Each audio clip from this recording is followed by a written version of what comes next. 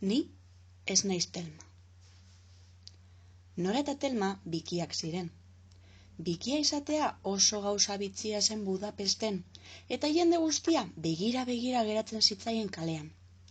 Izan ere, askotan gertatzen zitzaien lagunen batek biak ezin bereiztea, edota irakasleak bati galdera egin eta besteak erantzutea. Gure bikiei oso divertigarria iruditzen zitzaien jendeak haiek ezin bereiztea. Behin batean ordea, "Telma, mesedez, zatoz nirekin," esan zuen eskolako erizainak. Telma ikasgelan ez zegoenez, Norak baietz esan zion. Matematika azterketa egiten ari zen eta nahiago zuen erizaindegira joan ikasgelan geratu baino.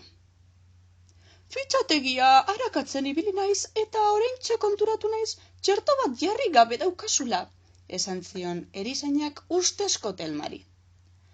"Ez, aurreko astean jarri zenidan," erantzun zion Norak.